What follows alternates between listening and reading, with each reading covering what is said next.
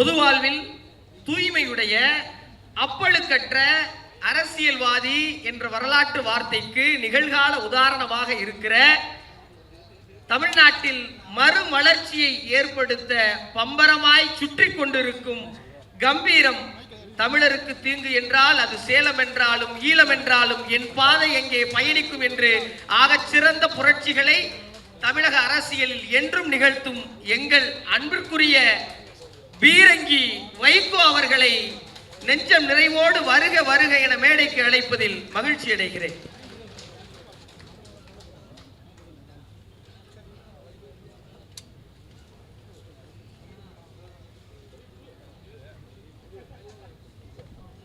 நூற்றி 40 ஆண்டுகள் அரசியல் வரலாறு கொண்ட ஆகப்பெரும் கட்சியின் மாநில தலைவராக இருக்கிற தமிழ்நாடு காங்கிரஸ் கமிட்டியின் மாநில தலைவர் திரு செல்வ பெருந்தகை சட்டமன்ற உறுப்பினர் அவர்களை அன்போடு வருக வருக என மேடைக்கு அழைக்கிறேன்.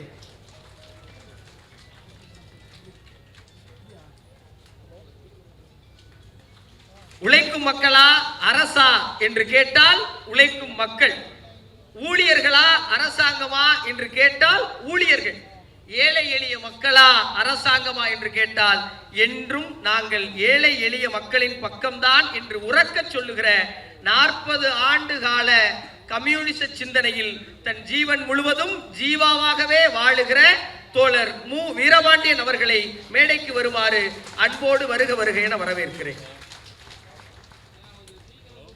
சிங்கிள் டீ கூட குடிச்சதில்ல என்று தன்மான வார்த்தையை என்றென்றும் எங்கும் சொல்லுகிற வாச்சாத்தி கொடுமையெல்லாம் சாத்தி வைக்கப்பட முயற்சிகள் ஏற்பட்ட போது சாத்து சாத்து என அதிகாரத்தில் இருந்தவர்களை சாத்தி எடுத்த எங்கள் தோழர் தமிழ்நாட்டின் சேகுவேரா பே சண்முகம் அவர்களை வருக வருக என வரவேற்பதில் மகிழ்ச்சி அடைகிறேன்.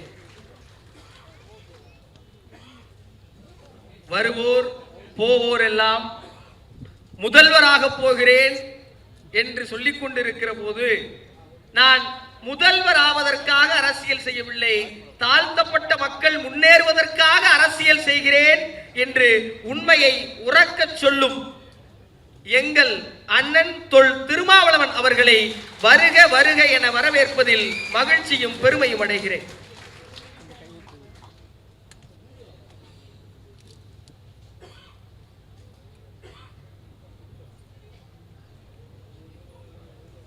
இந்திய யூனியன் முஸ்லிம் லீக் அமைப்பினுடைய தலைவராக இருந்து தகைசால் பணிகளை செய்து கொண்டிருக்கிற பேராசிரியர் கே எம் காதர் மொஹைதீன் அவர்களை வருக வருக என மேடைக்கு அன்போடு அழைக்கிறேன்.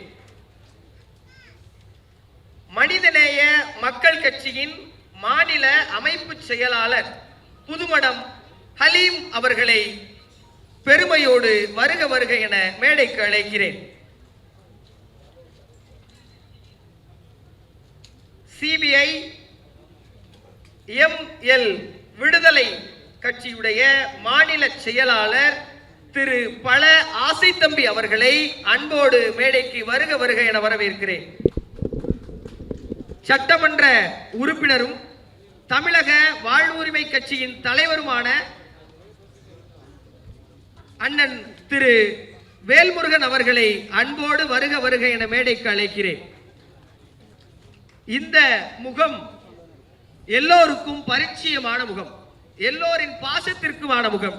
தமிழ், தெலுங்கு, கன்னடம் என மொழிகள் கடந்து எல்லோரும் பக்கம் போனாலும் படிக்கிற பிள்ளைகளுக்கு இவர் அப்பாவின் சாயல், என் போன்ற இளைஞர்களுக்கு இவர் அண்ணன் சாயல். எல்லா அப்பா ஸ்தானத்தில் இருக்கும் ஆண்களுக்கும் இவர் தோழன் சாயல். எங்கள் சாயல் அண்ணன் சமுத்திரகனி அவர்களை அன்போடு வருக வருக என வரவேற்பதில் மகிழ்ச்சியும் பெருமையும் அடைகிறேன்.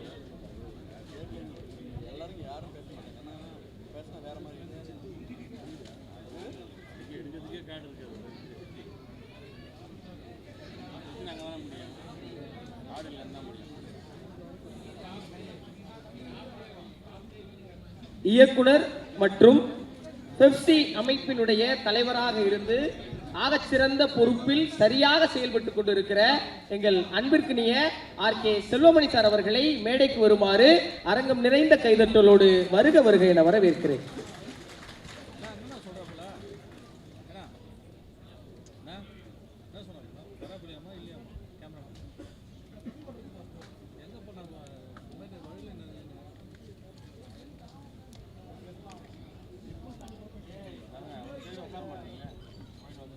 இந்த தகைசால் மேடையில் அரிசி உயிரின் மறுபெயர் திரைப்படத்தினுடைய இசைத்தட்டு வெளியிடப்படவிருக்கிறது. இந்த இசைத்தட்டு வெளியிட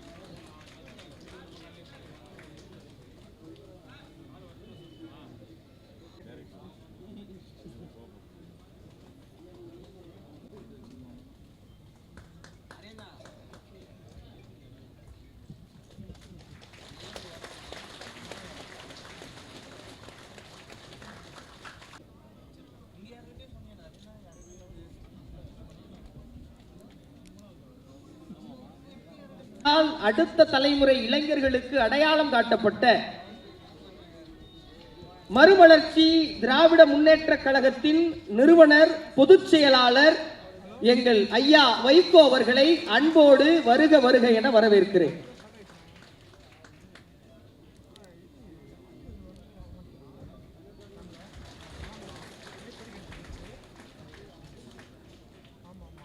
கதிரை வைத்து படம் எடுத்தவருக்கு கதர் வழங்குகிறார்கள் இந்த மேடையில்.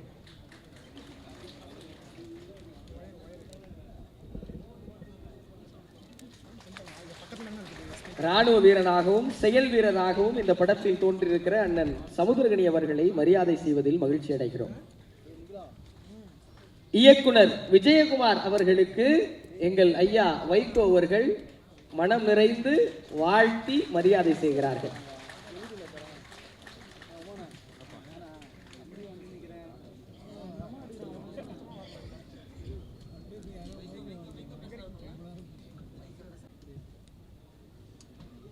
உழுதுண்டு வாழ்வாரே வாழ்வார், மற்றெல்லாம் தொழுதுண்டு பின் செல்பவர் என்று வேளாண் பெருமக்களினுடைய இன்றியமையாமை உழவு எனும் அதிகாரத்தில் அருங்குரட்பாக்களாக தந்த சென்னா போதார் திருவள்ளுவ பெருந்தகையின் பெயரால் முத்தமிழ் அறிஞர் டாக்டர் கலைஞர் அவர்களால் நிர்மாணிக்கப்பட்ட எழில் குலுங்கும் வள்ளுவர் கோட்டத்தில் பராசக்தியும் மனோகராவும் அதனைத் தொடர்ந்து எண்ணற்ற திரை காவியங்களையும் தந்து கலை உலகில்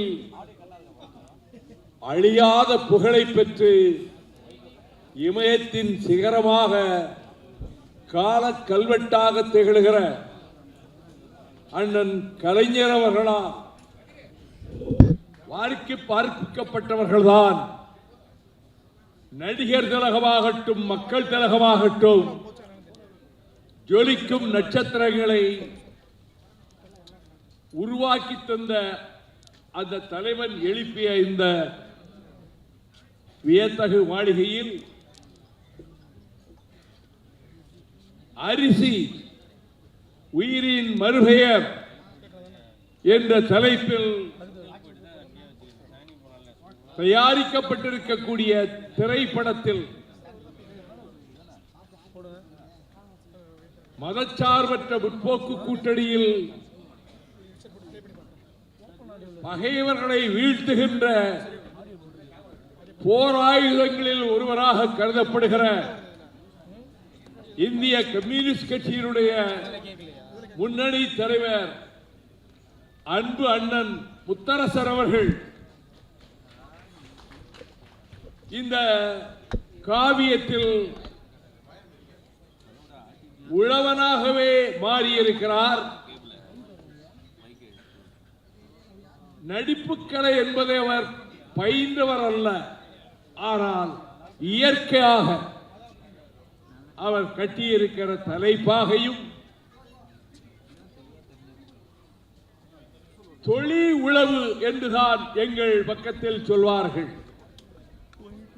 அப்படி தொழில் செய்யப்பட்ட வயலில் அந்த நெல்லை வீசுகிறாரே, அது இயற்கையாக பல ஆண்டு காலம் வயலிலே நெல் வீசி இருந்தால் தான் அப்படி நெல்லை வீச முடியும்.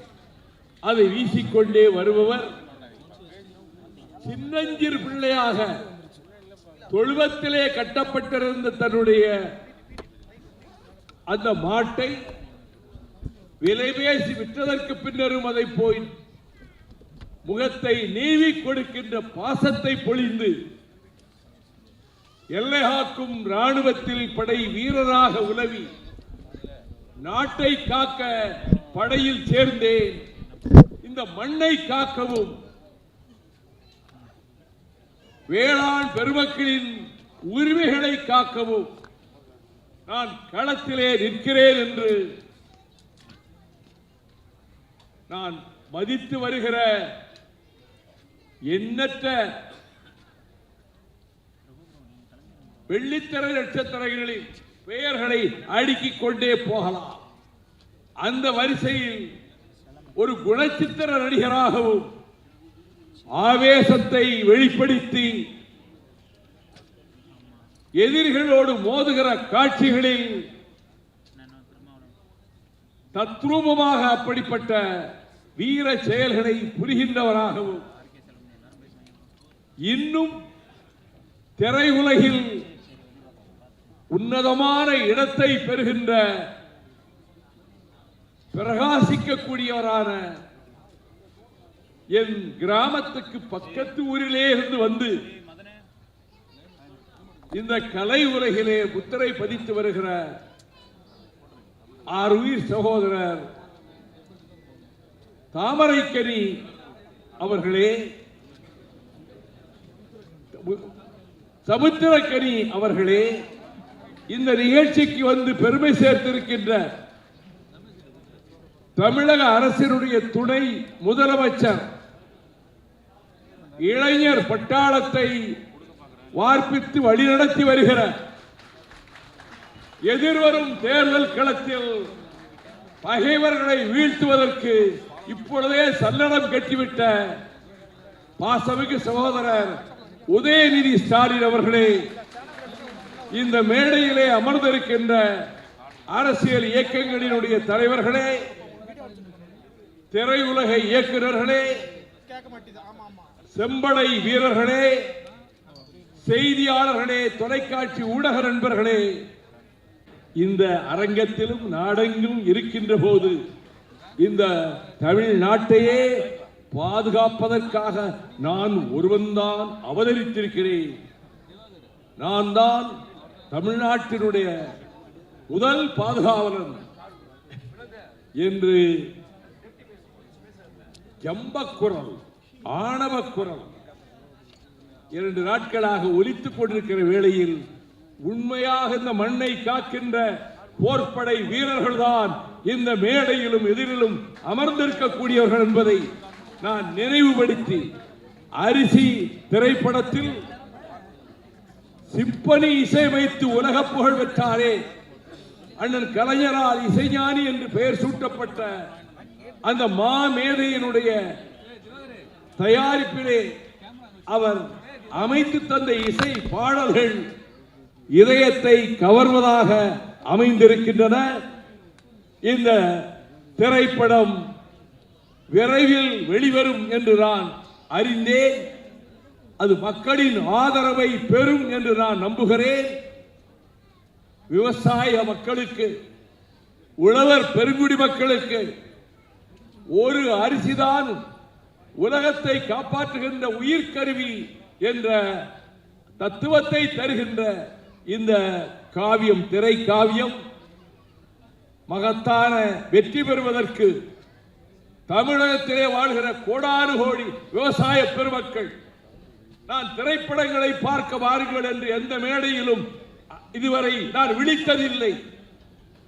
ஆனால் மண்ணை நம்பி, கலப்பையை நம்பி, கமரையை நம்பி, விதைக்கும் விதைகளை நம்பி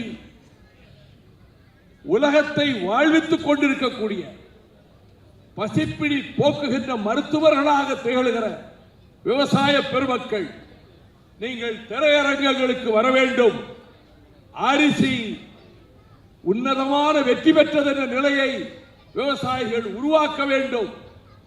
உங்கள் துயரங்கள், போராட்டங்கள் ஒரு பக்கம் நடந்து கொண்டிருந்தாலும் கலை உலகம் அரசியலையும் நாட்டின் தலைவிதியையும் தீர்மானிக்கின்ற இடத்தில் வேளாண்மை இருப்பதா, விவசாயம் இருப்பதா, இந்த காவியம் வெற்றி பெறும். இதிலே பங்கெடுத்திருக்கக்கூடிய அனைத்து நடிகர்களுக்கும் நான் என் வாழ்த்துக்களை தெரிவித்துக் கொள்கிறேன். நம்முடைய சமுத்திரக்கனி அவர்கள் இன்னும் உயர்ந்த விருதுகளை அவருடைய திரைப்படங்களின் மூலமாக, முதல் திரைப்படம் அவர் நடித்த திரைப்படத்தை பார்த்துவிட்டு அவர் ஒரு காவல்துறை அதிகாரியாக வந்து ட்ரெட்மில்லிலே அவர் அந்த நடை போட்டுவிட்டு கீழே இறங்கிய காட்சியை பார்த்துவிட்டு, யார் இந்த மனிதன், புதிதாக சினிமா உலகத்துக்கு வந்திருக்கிறாரே, இவரிடம் அசாத்தியமான திறமை இருக்கிறது என்ற உணர்வோடு அவரை சந்தித்த போது சொன்னார், உங்கள் கிராமத்துக்கு பக்கத்து கிராமத்தை சேர்ந்தவன், நீங்கள் பேசிய திராவிட முன்னேற்ற கழக மேடைகளை நோக்கி சைக்கிளிலே பல கல் தூரம் பயணித்தவன் என்று சொன்னபோது நான் மெய் சிலிர்த்து போறேன். வாழ்க இந்த திரைப்படத்தை தயாரித்தவர்களின் எதிர்காலம், சமுத்திரக்கனி அவர்கள் புகழ் பெருக, இயக்குனர் இன்னும் பல காவியங்களை தயாரிக்க வாய்ப்புகள் பெருக, இந்த நிகழ்ச்சியில் கலந்து கொள்ளக்கூடிய வாய்ப்பை தந்த என்னை உயிராக நேசிக்கிற அண்ணன் முத்தரசன் அவர்களுக்கும் என் பாராட்டுக்களையும் வாழ்த்துக்களையும் தெரிவித்து, வெல்வோம். அரிசி திரைப்பட வெற்றியில் மட்டுமல்ல, எதிர்காணும் தேர்தல் களத்திலும் நாங்கள் தான் வெல்வோம் என கூறி விடைபெறுகிறேன். நன்றி, வணக்கம்.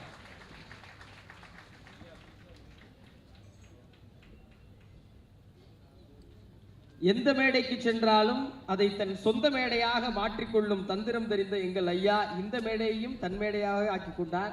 அவருக்கு எங்களுடைய அன்பு நிறைந்த நன்றி. அவர்களை இந்த விழாவில் பன்முகம் கொண்ட நடிகராக திரைப்படங்களிலே நடிக்க சென்ற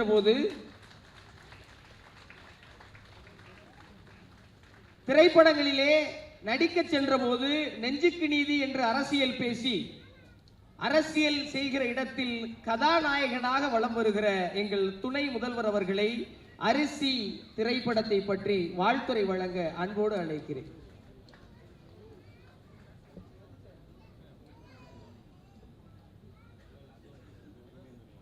அண்ணன் முத்தரசன் அவர்கள் நடித்துள்ள அரிசி படத்தினுடைய ட்ரெய்லர் மற்றும் பாடல்கள் வெளியீட்டு விழாவில் கலந்து கொண்டிருக்கக்கூடிய தமிழ்நாடு காங்கிரஸ் மாநில தலைவரும் சட்டமன்ற உறுப்பினருமான அண்ணன் திரு செல்வப்பிரந்தகை அவர்களே, எனக்கு முன்பு வாழ்த்துறை வழங்கிய மறுமலர்ச்சி திராவிட முன்னேற்ற கழகத்துடைய பொதுச் செயலாளர் அண்ணன் வைகோ அவர்களே,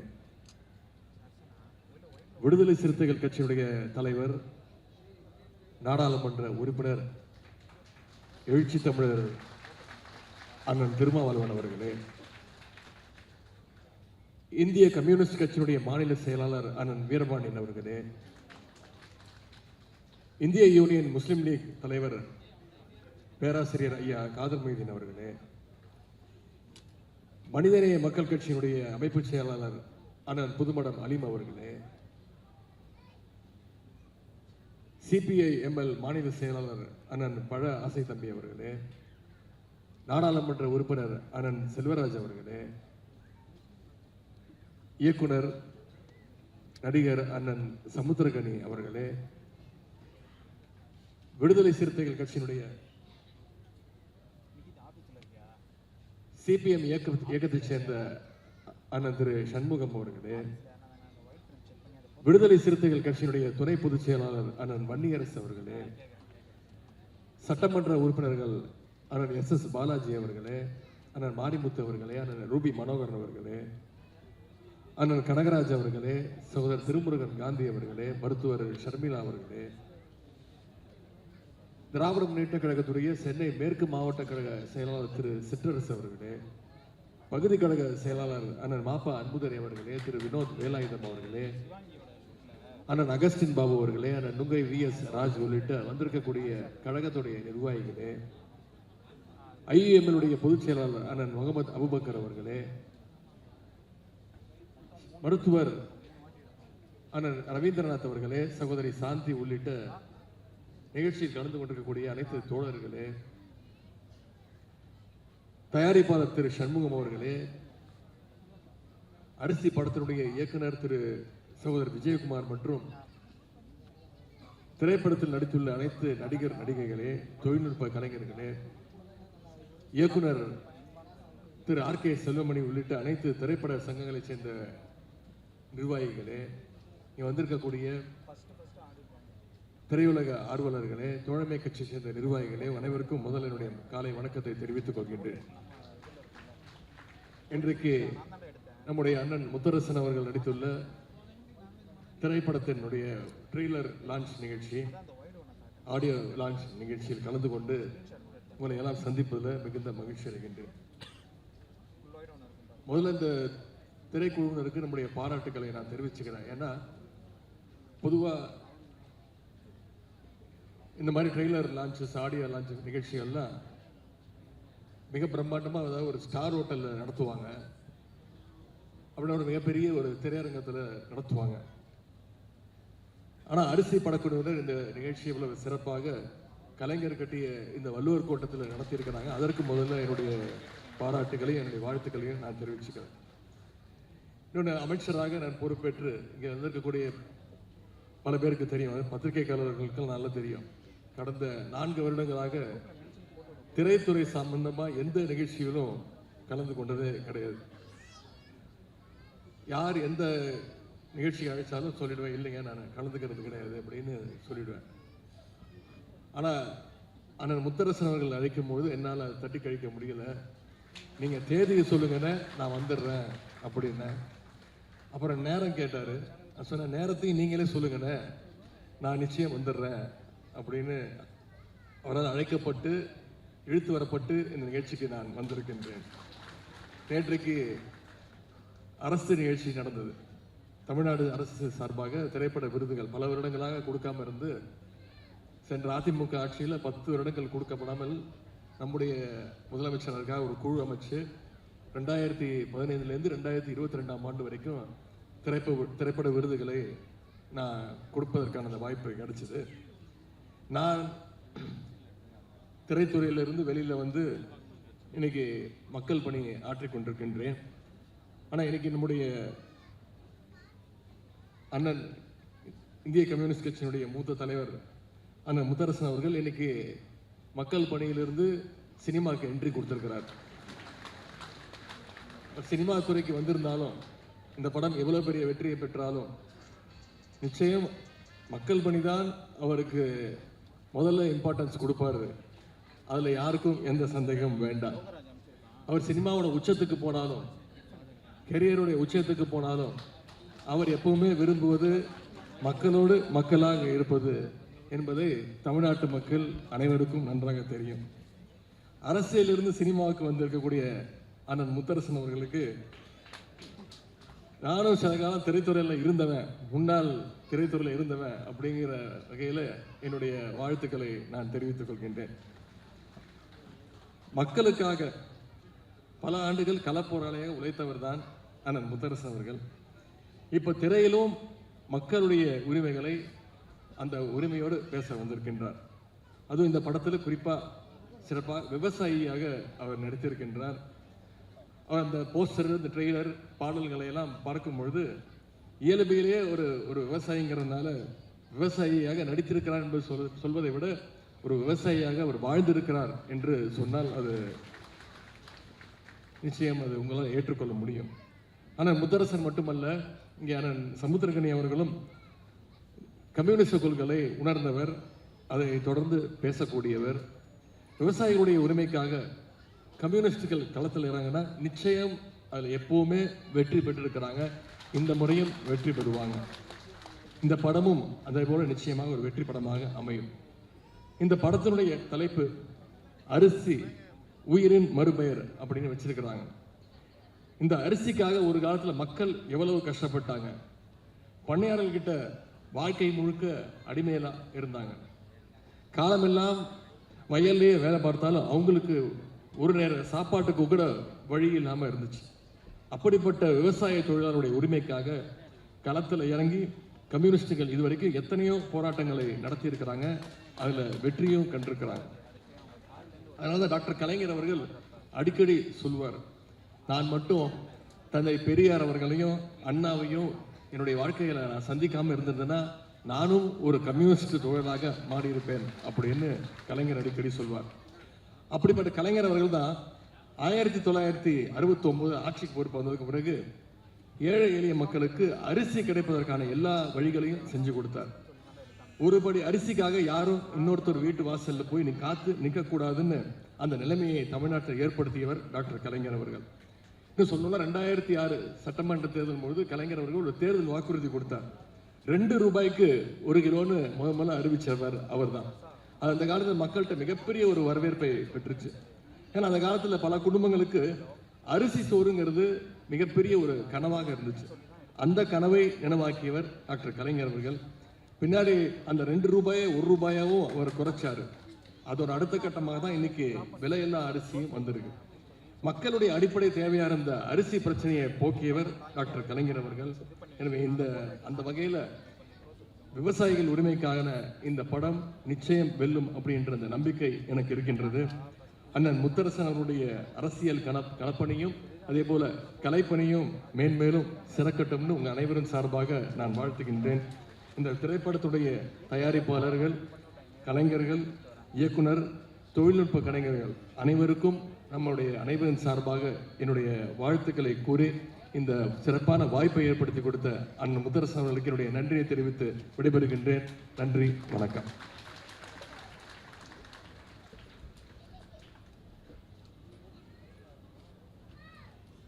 கெரியரின் உச்சம் செல்ல வாழ்த்தி, கெரியரின் உச்சம் சென்றாலும் என்ன செய்ய வேண்டும் என்று அறிவுறுத்தி நல்லதோர் உரை வழங்கிய எங்கள் துணை முதல்வர் அவர்களுக்கு நன்றி. தொடர்ந்து வாழ்த்துறை வழங்குவதற்காக பொதுப்பணித்துறை என்றாலும் சரி, பொது வாழ்வு என்றாலும் சரி, எங்கே சமூக நீதி தடுமாறுகிறதோ அங்கே நான் அந்த ஏமாற்றத்தை நெருப்பு கொண்டு எரிப்பேன் அல்லது தண்ணீர் கொண்டு கரைப்பேன் என்று அணை திறப்பாக இருந்தாலும் அனைவரும் சமம் என்ற எண்ணம் வேண்டும் என்று நேரடியாக களம் சென்று எல்லோருக்கும் சமூக நீதி எவ்வளவு முக்கியம் என்பதை புரிய வைக்கிற எங்கள் தமிழ்நாடு காங்கிரஸ் கமிட்டியின் மாநில தலைவர், சட்டமன்ற உறுப்பினர் அண்ணன்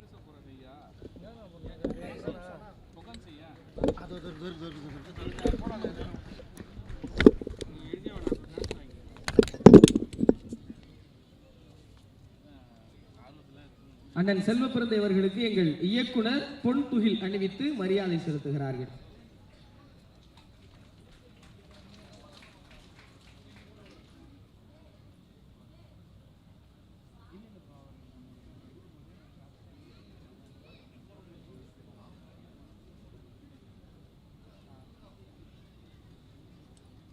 அரிசி திரைப்படத்தின் இசை மற்றும் ட்ரெய்லர் வெளியீட்டு விழாவிற்கு தலைமையேற்று உரையாற்றி சென்றிருக்கின்ற மாநில துணை முதலமைச்சர் அன்பு சகோதரர் மாண்புமிகு உதயநிதி ஸ்டாலின் அவர்களை இந்த நிகழ்ச்சியில் கலந்து கொண்டு சிறப்பித்துக் கொண்டிருக்கின்ற திரைப்பட இயக்குனர், திரைப்பட நடிகர், என் அன்பு சகோதரர் சமுத்திரகனி அவர்களை, விடுதலை சிறுத்தைகளின் தலைவர், எழுச்சி தமிழர் அண்ணன் தொல் திருமாவளவன் அவர்களை, இந்திய கம்யூனிஸ்ட் மார்க்சிஸ்ட் கட்சியின் மாநில செயலாளர் தோழர் பே. சண்முகம் அவர்களை, இந்திய கம்யூனிஸ்ட் கட்சியின் மாநில செயலாளர் தோழர் வீரபாண்டியன் அவர்களை, இந்த நிகழ்ச்சியில் கலந்து கொண்டு சிறப்பித்துக் கொண்டிருக்கின்ற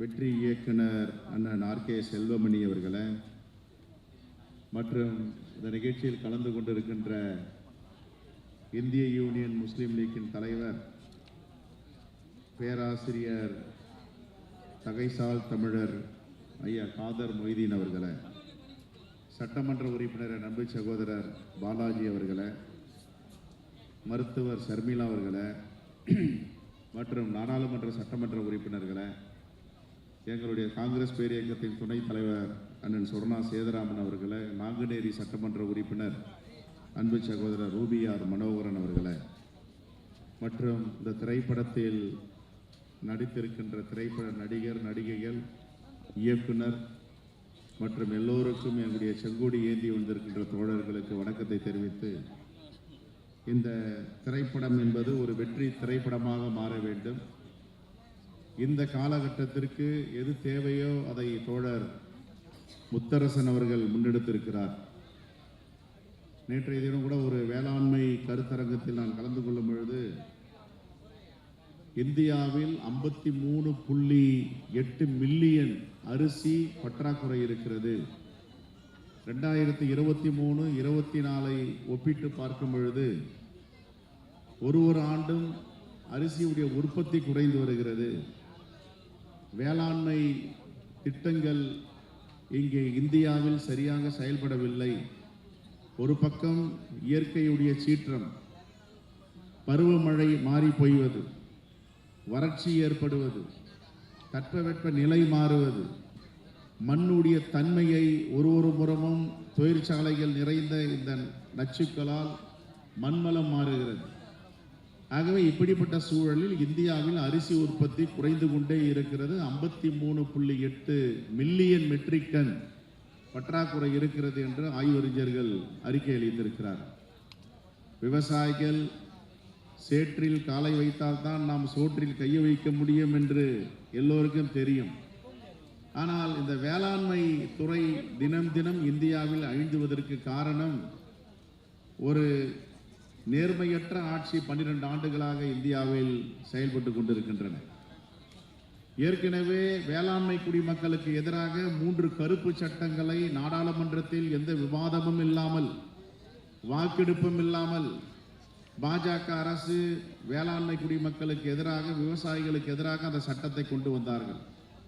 இந்தியாவில் உள்ள அனைத்து வேளாண்மை குடிமக்களும், விவசாய பெருங்குடி மக்களும் ஒன்று திரண்டு புதுடெல்லியை முற்றுகையிட்டு 13 மாதங்கள் போராட்டம்.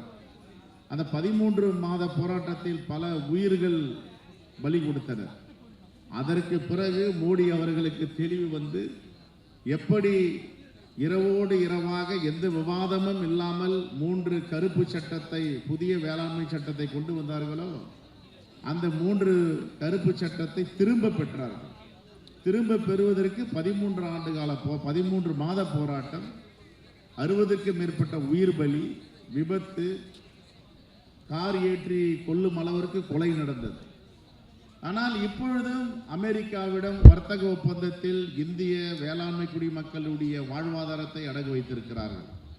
ஆகவே இந்த காலகட்டத்திற்கு இந்த அரிசி என்ற படம் திரைப்படமாக வருவதை விட நாம் இதை பாடமாக எடுத்து விவசாயத்தை நாம் பாதுகாக்க வேண்டும். விவசாய பெருங்குடி மக்களுடைய வாழ்வாதாரத்திற்கு நாம் உறுதுணையாக இருக்க வேண்டும்.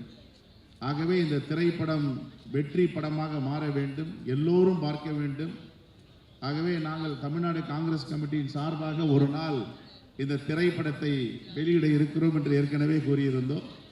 அதற்குரிய செலவையும் தமிழ்நாடு காங்கிரஸ் கமிட்டியுடைய அறக்கட்டளை ஏற்கும். இப்படிப்பட்ட திரைப்படங்களை ஊக்குவிக்க வேண்டும்.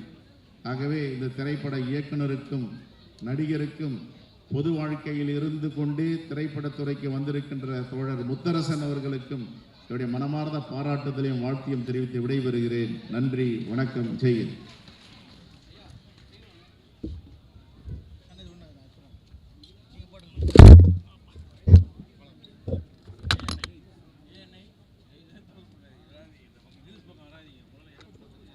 நல்லதோய் உரை வழங்கிய எங்கள் சட்டமன்ற உறுப்பினர் அவர்களுக்கு நன்றி. தொடர்ந்து வாழ்த்துரை நல்குவதற்காக திரைப்பட இயக்குநர்களாக பொறுப்பேற்று சீரிய பல செயல்களை செய்து கொண்டிருக்கிற எங்கள் அன்பிற்குரிய ஆர்.கே. செல்வமணி சார் அவர்களை வாழ்த்துரை வழங்க நெஞ்சம் நிறைவோடு அழைக்கிறேன்.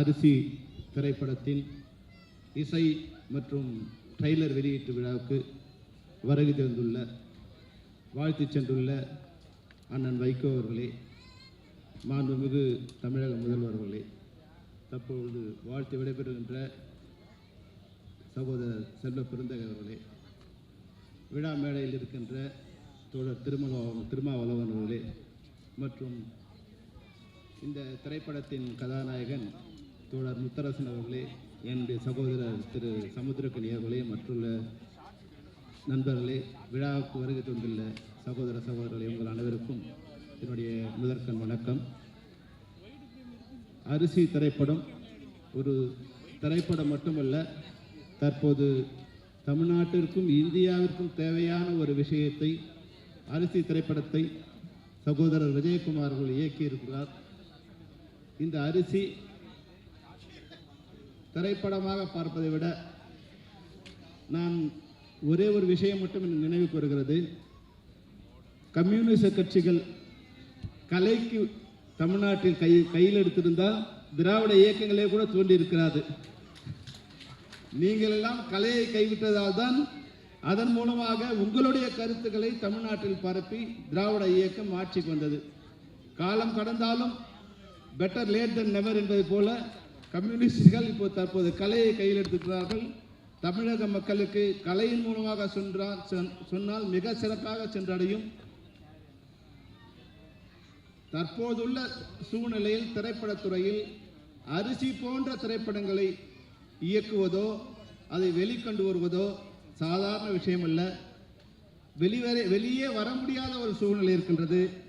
சகோதரர் செல்வ பெருந்தகை சொல்லும்போது மிக நல்ல விஷயத்தை சொல்லியிருந்தார். அதாவது அரிசி பற்றாக்குறை இருக்கிறது, ஆனால் விவசாய பொருட்களை மற்ற நாடுகளில் இறக்குமதி செய்தால் இருக்கின்ற விவசாயிகள் கூட செத்து போவார்கள் என்ற உண்மை யாருக்கு தெரிகின்றதோ இல்லை, இந்த அரசாங்கத்துக்கு இன்னும் தெரியவில்லை. அரிசி நமக்கு மிக தேவையான ஒன்று. கோதுமை நமக்கு உடம்பு சரியில்லைனா தான் கோதுமை தேவைப்படும். அரிசி தமிழ்நாட்டோட உணவு. இந்த அரிசியை கோதுமை ஜெயிக்கக்கூடாது, கோதுமையை மக்காச்சோளம் ஜெயிக்கக்கூடாது. அதுதான் இந்த அரிசி திரைப்படத்தின் மூலம் நாங்கள் சொல்ல விரும்புகிற விஷயம். அமெரிக்காவில் நம்மளை மாதிரி 10 சென்ட் 20 சென்ட் 30 சென்ட் வச்சுக்கிற குறுநில விவசாயிகளே கிடையாது. 1000 acre 2000 acre 3000 acre 100 acre 100,000 acre வரைக்கும் வச்சுக்கிட்டு விவசாயம் பண்ணுறவங்க. 1000 ஏக்கரை 2 விவசாய தொழிலாளர்கள் வச்சு வேலை செய்ய முடியும். கம்பேர் பண்ணும்போது நம்மளை விட அவங்களுக்கு உற்பத்தி செய்கிற விலை ரொம்ப குறைவு. அந்த விலையோடு நம்ம விவசாயிகள் போராட முடியாது. ஏற்கனவே நம்ம விவசாயிக்கு தகுந்த விலை இல்லாமல் செத்துக்கிட்டு இருக்காங்க. இதில் மார்க்கெட்டை விவசாய பொருட்கள் ஓப்பன் பண்ணிக்கிட்டா விவசாயிகள் அரிசி பற்றாக்குறை போல விவசாயிகளும் பற்றாக்குறை ஆகிடுவாங்க. அதுதான் இந்த நாட்டோட நிலைமை. தயவுசெய்து இது ஆளுங்கட்சி ஆளுநருங்க, மத்தியில் ஆளுறவங்களோ இதை சரியாக உணர்ந்துக்கிட்டோம். இதுதான் அரிசி திரைப்படம் மூலமாக, இந்த விழா மூலமாக மக்களுக்கு நாங்கள் சொல்ல நினைக்கிற விஷயம். அரிசி நம்மளுடைய உயிர்னு சொல்லியிருக்காங்க. நிச்சயமாக இந்த அரிசியை காப்பாற்ற வேண்டியது. அரிசியை மட்டும் இல்லை, அரிசி திரைப்படத்தை நீங்கள் பொதுமக்களாகிய நீங்கள், ஏன்னா நல்ல படம் வரலையே நல்ல படம் வரலையே நம்ம புலம்பிக்கிட்டே இருப்போம். ஆனால் நல்ல படம் வரும்போது நம்ம வீட்டில் உட்காந்து ஓடிடி வந்தால் பார்க்கலாம்னு நினைப்போம். அந்த நல்ல படங்களை நீங்கள் ஆதரிச்சாதான் அரிசி வரும், நெல் வரும், மற்றும் நம்ம சமூகத்துக்கு உயிர் வரும். அதனால் பொதுமக்களை உங்களுக்கு ஒரு பங்கு இருக்கு. அரிசி போன்ற திரைப்படங்களை நீங்கள் வரவேற்பு தந்து அதே படங்கள் போல நிறைய படங்கள் வந்து வருவதற்கான ஒரு வாய்ப்பை உருவாக்கி தர வேண்டும் என்று கூறி உங்களிடம் விடைபெறுகின்றேன். நன்றி, வணக்கம். அரிசியைப் போலவே அரிசி திரைப்படத்தையும் நீங்கள் எல்லோரும் காப்பாற்ற வேண்டும். மனிதரும் தான் இருக்கிற கதாபாத்திரங்களில் தன்னையும் கரைத்து பார்ப்பவர்களையும் கரைக்கிற அன்புக்குரிய அண்ணன் நடிகர் மூனார் ரமேஷ் அவர்களை மேடைக்கு வருமாறு அன்போடு அழைக்கிறேன். ஒரு அரங்கம் நிறைந்த கைதட்டலோடு. தொடர்ந்து இந்த நாள் மேடையில் உரை நிகழ்த்த சிபிஐ எம்எல் மாநில செயலாளர் மரியாதைக்குரிய ஐயா திரு பல ஆசி தம்பி அவர்களை அன்போடு அழைக்கிறேன்.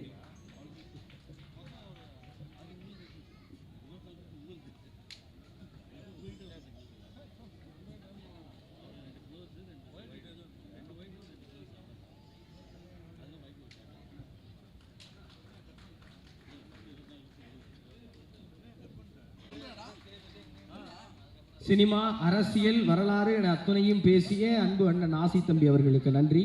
தொடர்ந்து இந்த மேடையில் நல்லதொரு உரை நிகழ்த்த நல்ல நடிகரும் நல்ல மனிதரும் என் நெஞ்சுக்கு எப்போதும் நெருக்கம்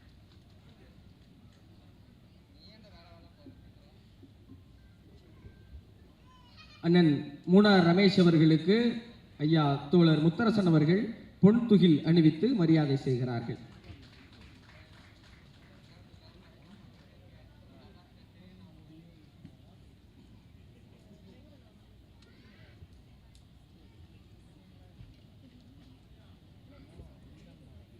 அனைவருக்கும் வணக்கம்.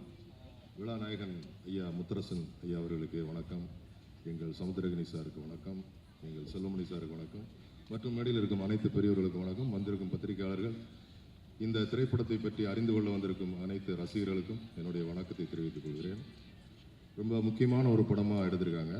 கமர்ஷியலாக எவ்வளவோ விஷயங்கள் இருந்தாலும் அரிசி எவ்வளோ முக்கியம், இந்த நாட்டுக்கு எவ்வளவு தேவை, மக்கள் அதை எப்படி உணர வேண்டும், வருங்கால சந்ததியினர் அதை பற்றி உணர்ந்து கொள்ள ஒரு வாய்ப்பாக இந்த படம் அமைந்திருப்பது கூடுதல் சிறப்பு.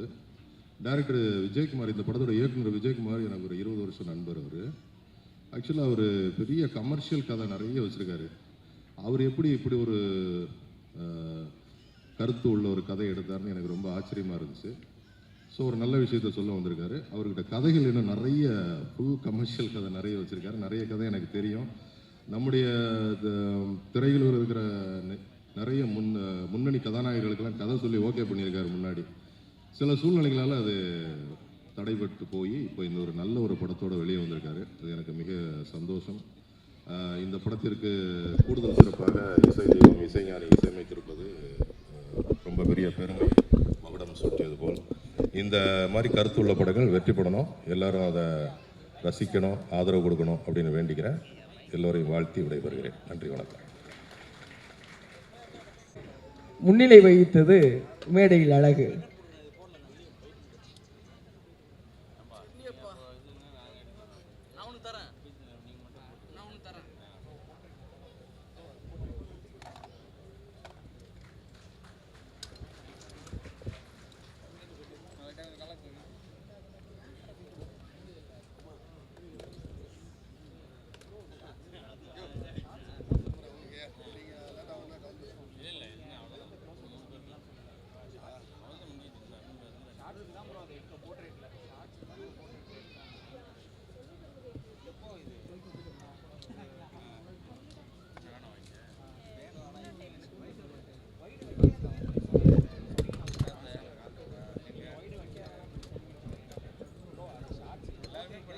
அளவற்ற அருளாளனும் நிகரற்ற அன்புடையவனுமாகிய எல்லாம் வல்ல இறைவனின் திருநாமம் போற்றி துவங்குகிறேன்.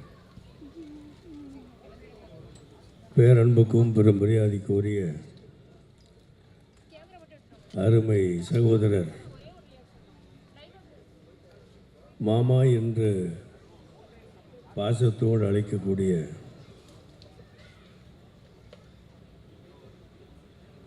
எனது அருமை சகோதரர் முத்தரசன் அவர்கள் முன்னின்று ஒரு திரைப்படத்தை அரிசி என்கின்ற பெயரில் உருவாக்கி அதனை தொடக்க விழா நடத்தக்கூடிய இந்த விழாவுக்கு வருகை தந்து சிறப்பித்து கொண்டிருக்கிற மேடையிலே வீற்றிருக்கக்கூடிய பெருமைக்குரிய அரசியல் கட்சி தலைவர்களுக்கும் சினிமா துறையில் தங்களை ஈடுபடுத்தி கொண்டிருக்கிற அருமை சகோதரர்களுக்கும் திரளாக கூடியிருக்கிற சகோதரர்களுக்கும் சகோதரிகளுக்கும் எனது நல்வாழ்த்துக்களை முதலிலே நான் தெரிவித்துக் கொள்கிறேன். இந்த விழாவில் அருமை சகோதரர் முத்தரசன் அவர்கள் சமத்துவ நாயகன் என்று பெயரிட்டு அழைக்கப்பட்டிருக்கிறார். அவரோடு திரைப்படத்துறையில் பேரும் புகழும் பெற்று வரக்கூடிய சமுத்திரகனி அவர்கள் எழுச்சி நாயகன் என்ற பெயரோடு இந்த திரைப்படத்தை உருவாக்கியிருக்கிறார். பொதுவாக திரைப்படங்களை பார்க்கிற பழக்கம் எனக்கு கிடையாது. பராசக்தியை அந்த காலத்திலே நான் பார்த்துருக்கிறேன். அதுக்கு பிறகு 10 கமாண்ட்ஸ்மெண்ட் என்கிற படத்தை திரையிலே நான் பார்த்துருக்கிறேன். அதுக்கு பிறகு எந்த திரையிலும் போய் எந்த படத்தையும் நான் பார்த்தது கிடையாது. தொலைக்காட்சியில் ரஜினிகாந்த் அவர் நடித்த முத்து என்கிற படத்தை திரைக்காட்சியிலே படித்திருக்கிறேன். அடுத்து அதே தொலைக்காட்சியில் இங்கே வீற்றிருக்கக்கூடிய எழுச்சி நாயகர் சமுத்திரகனி அவர்கள் நடித்த சாட்டை என்கிற ஒரு படத்தை நான் பார்த்திருக்கிறேன். வேறு எதையுமே பார்த்ததில்லையான்னு நீங்கள் கேட்கலாம். இடையிலே ஒரு சில விஷயங்களை பார்த்துருப்பேனே தவிர எந்த படத்தையும் முழுமையாக பார்த்த எனக்கு பழக்கம் கிடையாது. ரஜினிகாந்த் நடித்த முத்து படத்தை எனக்கு பிடித்தது சந்நியாசம் ஆகிறது. எனக்கு சந்நியாசம் அதிகமாக பிடிக்கும். அதனால அதை எனக்கு இந்த படத்தை அடிக்கடி ஒரு தடவை போய் பார்த்துருக்கிறேன். அருமை நண்பர் சமுத்திரகனி அவர்கள் நடித்த அந்த சாட்டை படத்தில்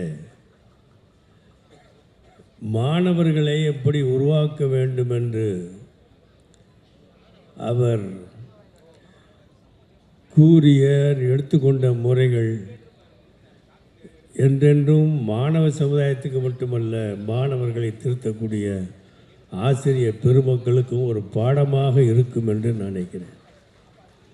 அதனால்தான் அதனை நான் பார்த்திருக்கிறேன். வேறு எந்த படத்தையும் நான் பார்த்ததாக எனக்கு நினைவு கிடையாது. ஆனால் இப்பொழுது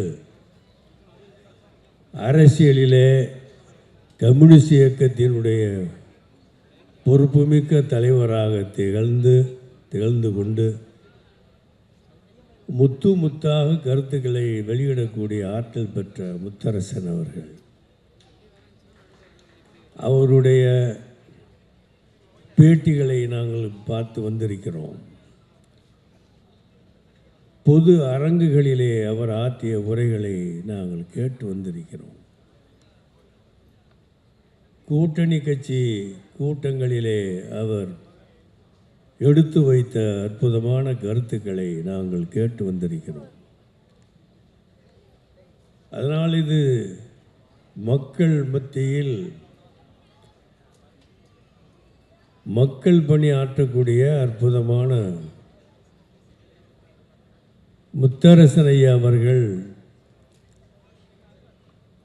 இந்த அரிசி என்கிற இந்த படத்தை நடித்து அது இப்பொழுது வெளியிடப்பட்டிருக்கிறது.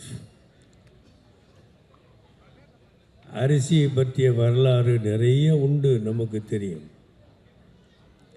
அரபு நாட்டு வரலாற்றில் 2000க்கு மேற்பட்ட பேரீச்ச வகைகள் இருப்பதாக அந்த வரலாறிலே சொல்லியிருக்கிறார். 2000க்கு மேற்பட்ட பேரீச்சம் வகைகள். அது மாதிரி தமிழ்நாட்டில் அரிசி வகைகள் என்ன, இங்கு கூட சொன்னார்கள் 400க்கு மேற்பட்ட அரிசி வகைகள் இருப்பதா. அதற்கு மேலும் நிச்சயமாக இருக்கும் என்று நான் நம்புகின்றேன். நூற்றுக்கணக்கான வகையான அரிசிகள். ஒரு காலத்தில் நான் வாழ்ந்த அந்த சிறிய கிராமத்தில் மாலை நேரத்தில் ஆடு மாடுகளை மேய்த்து கொண்டு கோயில் மைதானத்துக்கு எல்லாம் இளைஞர்களும் கூடி ஆடு மாடுகளை ஓட்டி கொண்டு வரும்போது மைதானத்தில் நின்று கொண்டு அந்த நண்பர்களிடையிலே பேசிக்கொள்வதை நான் கேட்டிருக்கிறேன். நமது கிராமத்தில் ஏதோ ஒரு வீட்டிலே அரிசிச்சோறு சமைக்கிறது நினைவுக்கு வருகிறது என்று சொன்னது. மைதானத்தில் நின்று கொண்டு இந்த ஊரில் எங்கே ஒரு இடத்துல அரிசிச்சோறு சமைக்கிறார்கள், அந்த மணத்தை, அரிசிச்சோறு மணத்தை கேட்டு நுகர்ந்து, ஆக நம்ம ஊரில் இப்பொழுது அரிசிச்சோறு சமைக்கிறார்கள் என்று சொன்ன அந்த நிலை எனக்கு நன்றாக தெரியும். நேரிலே பார்த்தவன் நான், அதோடு இருந்தவன் நான். அரிசிச்சோறு கிடைக்காத ஒரு காலம், அரிசிச்சோறு இல்லாத காலத்தில் இலை தலைகளை தின்று காடுகளிலே சென்று கிடைக்கக்கூடியதை பெற்று தின்று வாழ்ந்த சமுதாயம் எனக்கு நன்றாக தெரியும். இப்படிப்பட்ட தமிழகத்தில் அரிசியின் பெருமையை ஒரு திரைப்படத்தின் மூலமாக முதலில் கொண்டு வந்த ஒரு முற்போக்கான சிந்தனை முத்தரசன் அவர்கள் தான் செய்திருக்கிறார் என்று சொன்னால் மிகையான ஒரு கூட்டாக. இதுவரை யாரும் அரிசி என்று பெயரெடுத்து எந்த ஒரு வரலாற்றையும் செய்தது கிடையாது. தமிழகத்திலிருந்து ஏற்றுமதியான அரசு தான் உலகத்தில் ரைஸ் என்று எல்லா மொழிகளிலும் வழங்கி கொண்டிருக்கிறது.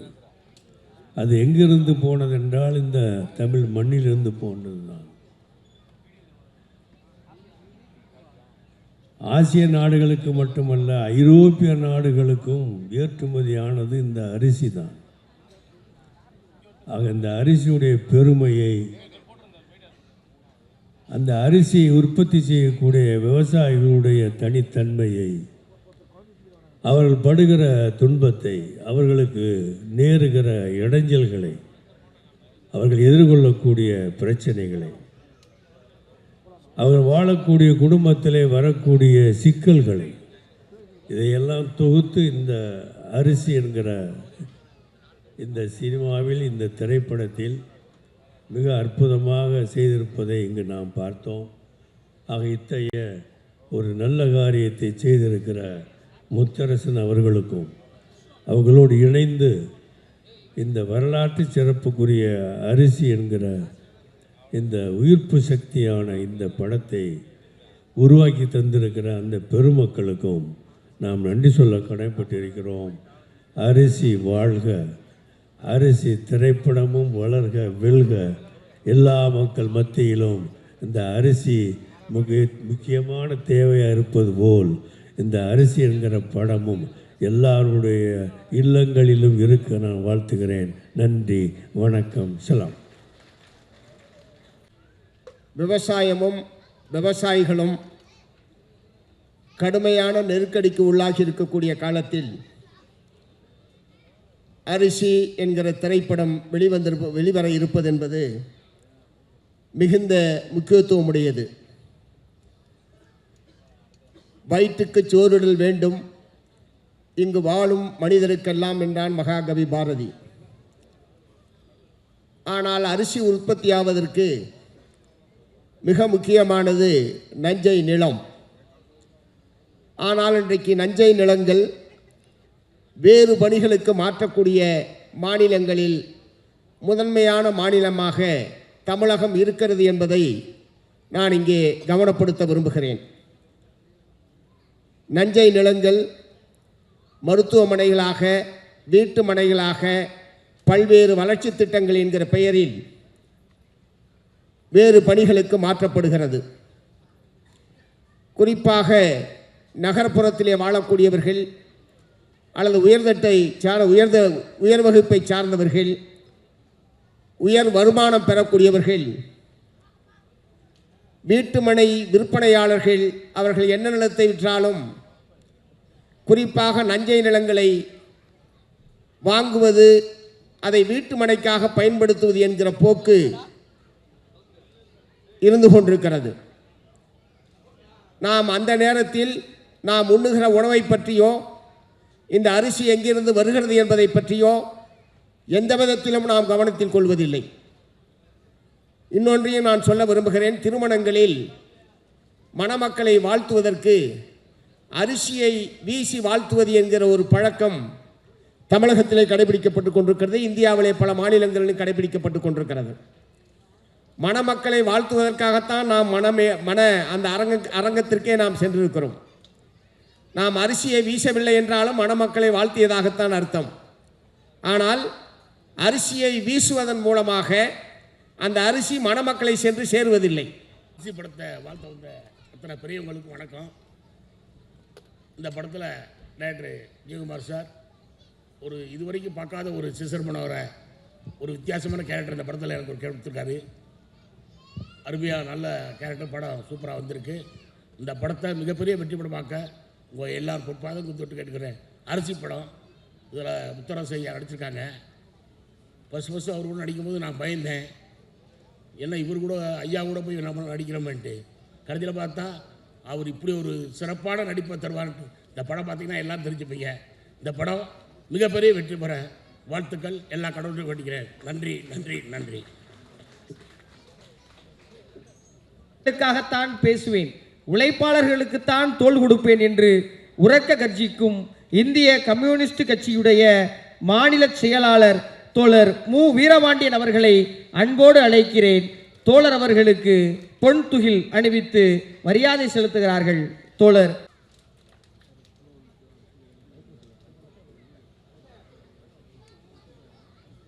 இனி உற்பத்தியை செய்ய முடியாது என்கிற ஒரு நிலையை நாம் எதிர்கொள்ள வேண்டிய சூழல் உருவாகி இருக்கிறது. ஒரு வசனம், அண்ணன் பேசிய வசனம், நான் உற்பத்தி செய்கிறேன், விவசாயம் செய்கிறேன், நெல்லை உற்பத்தி செய்கிறேன், அதற்கான விலையை தீர்மானிக்க எனக்கு உரிமை இல்லையா என்ற கேள்வியை எழுப்புகிறார். நாம் இந்த கேள்வியில் உள்ள ஆழத்தை புரிந்து கொள்ள வேண்டும். இன்னும் ஆதார விலையை நிர்ணயிப்பதற்கு ஒரு சட்டத்தை கொண்டு வர முடியவில்லை.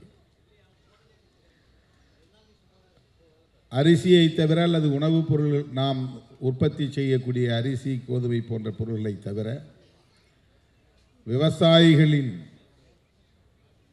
உற்பத்தி பொருள்களை தவிர மற்ற பொருள்களுக்கு மற்றவர்கள், உற்பத்தி செய்கிறவர்கள் விலையை நிர்ணயிக்க முடிகிறது. ஆனால் விவசாயிகள் தாம் உற்பத்தி செய்யக்கூடிய பொருளை அதற்கான ஆதார விலையை நிர்ணயிக்க முடியாத ஒரு சூழல். இது எங்கே போய் முடியும்? விவசாய உற்பத்தி எதிர்காலத்தில் என்னவாக இருக்க போகிறது என்கிற அச்சத்தை நமக்கு ஏற்படுத்தி இருக்கிறது. பெரும்பாலான நிலங்கள் தரிசு நிலங்களாக மாறி வருகின்றன. சென்னை போன்ற பெருநகரங்களை ஒட்டி இருந்த பயிர் நிலங்கள் முழுவதும் இன்றைக்கு கார்ப்பரேட்டுகளுக்கு தாரை வார்க்கப்படுகின்றன. தொழில் வளர்ச்சி என்கிற பெயரில், ரியல் எஸ்டேட் என்கிற பெயரில் விவசாய நிலங்கள் அனைத்தும் இப்போது பிளாட்டுகளாக மாறிக்கொண்டிருக்கின்றன. நமக்கான தேவைக்கு நாமே உற்பத்தி செய்யக்கூடிய நிலை அருகி வருகிறது. ஒரு காலத்தில் நமக்கான காய்கறிகளை நம்மூர் சந்தையில், உள்ளூர் சந்தையில் நம்மால் பெற முடிந்தது. கம்பு, சோளம், வரகு போன்ற நமக்கான தானியங்களை நம்மால் உற்பத்தி செய்ய முடிந்தது.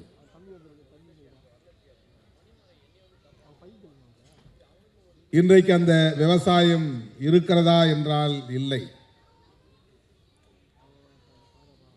நம்முடைய வீட்டில் இருக்கிற ஆடு மாடுகள்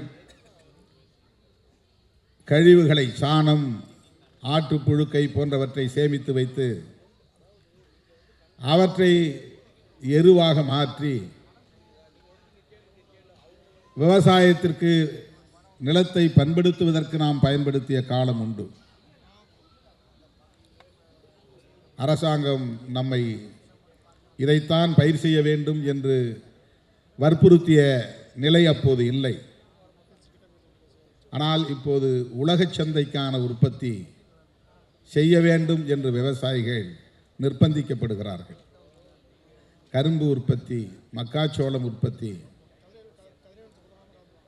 அதற்கு அவன் உரம் கொடுக்கிறான், அவனே பூச்சி மருந்தும் கொடுக்கிறான். விவசாயிகள் சுதந்திரமாக தமக்கான உற்பத்தியில் ஈடுபட முடியாத நிலை மாறி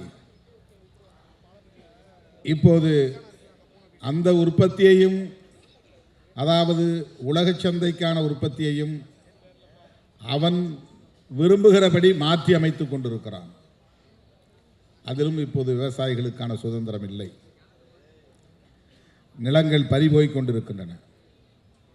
கோடிக்கணக்கான மக்கள் நிலமற்ற விவசாய கூலி தொழிலாளர்களாக இருக்கிறார்கள். விவசாயிகள் வேறு, விவசாய கூலி தொழிலாளர்கள் வேறு. விவசாய கூலிகளுக்கு நிலம் வேண்டும் என்று போராடிய காலம் போய் இப்போது விவசாயத்திற்கே நிலமில்லாத சூழல் ஏற்பட்டு கொண்டிருக்கிறது என்கிற ஆபத்து நம்மை சூழ்ந்திருக்கிறது.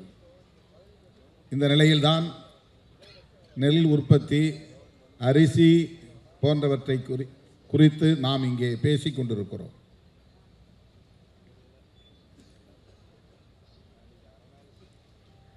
விவசாயம் பாழ்பட்டு போனால் எதிர்கால சந்ததியினரின் நிலை கவலைக்குரியதாக மாறும். வேளாண் சட்டங்கள் எந்த அளவுக்கு உழவர்களுக்கு எதிராக, விவசாயிகளுக்கு எதிராக, விவசாய தொழிலாளர்களுக்கு எதிராக கொண்டு வரப்பட்டது என்பதை நாம் அறிவோம்.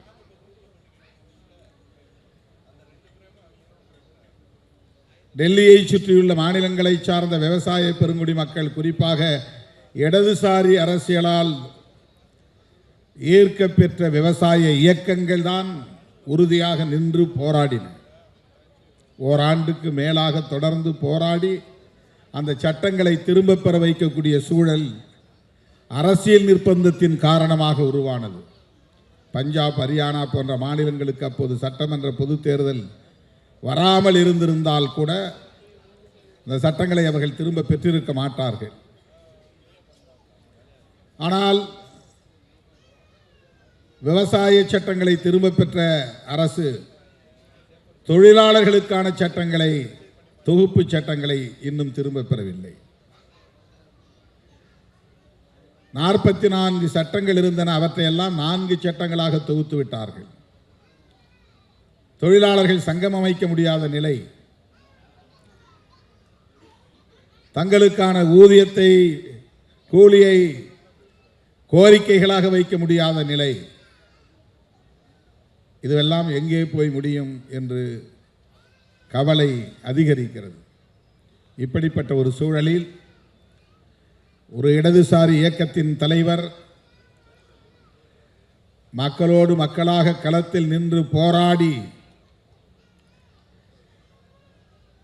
அந்த மக்களுக்காக தன் வாழ்வை ஒப்படைத்துக் கொண்ட ஒரு தலைவர் இன்றைக்கு திரைத்துறையிலே தோன்றியிருக்கிறார். ஒரு நாயகனாக பாத்திரமேற்றிருக்கிறார் என்பது வெறும் திரை கவர்ச்சியான ஒரு அணுகுமுறை அல்ல, திரை கவர்ச்சிக்கான ஒரு அணுகுமுறை அல்ல. அதிலும் ஒரு அரசியல், நமக்கான அரசியல், இடதுசாரி அரசியல் விவாதிக்கப்படுவதற்கான தேவையை உணர்ந்து அவர் அதில் அடியெடுத்து வைத்திருக்கிறார் என்று நான் நம்புகிறேன். சமுத்திரக்கனி அவர்கள் பேசியதைப் போல இடதுசாரிகள் கலைத்துறையை நல்ல முறையில் பயன்படுத்திக் கொள்ள வேண்டும் என்பதை நான் வழிமொழிகிறேன். இன்னும் அதிலே தீவிரம் காட்ட வேண்டிய தேவை இருக்கிறது. இந்தியாவில் எந்த மாநிலத்திலும் இல்லாத ஒன்று தமிழ்நாட்டிலே அரசியல் துறையும் கலைத்துறையும் பின்னி பிணைந்ததாக இருக்கிறது. தனக்கான முதலமைச்சரை திரையில் தேடுகிறவனாக தமிழன் இருக்கிறான் என்று நாம் பேசுவதை பார்க்கிறோம். இங்கே கருத்தியலுக்கு, போராட்டங்களுக்கு, தியாகங்களுக்கு, முற்போக்கு சிந்தனைகளுக்கு தரப்படுகிற முக்கியத்துவத்தை விட இத்தனை கோடி வருமானம் வரும் அந்த வருமானத்தையும் விட்டுவிட்டு அரசியலுக்கு வந்திருக்கிறார் எங்கள் தலைவர் என்று சொல்லக்கூடிய நிலை தமிழகத்திலே இருக்கிறது. திரைப்படத்துறையிலே வருமானத்தை விட்டுவிட்டு அரசியலுக்கு வந்து விட்டார். ஆகவே அவரை முதலமைச்சராக்க வேண்டும். ஊர் ஊராய் செல்ல வேண்டாம், மக்களுக்காக போராட வேண்டாம், வழக்குகளை சுமக்க வேண்டாம், தடியடி வாங்க வேண்டாம், சிறைச்சாலை செல்ல வேண்டாம், ஈகம் எதுவும் செய்ய வேண்டாம். திரையில் தோன்றினால் தமிழ்நாட்டின் முதலமைச்சராகிவிட முடியும்.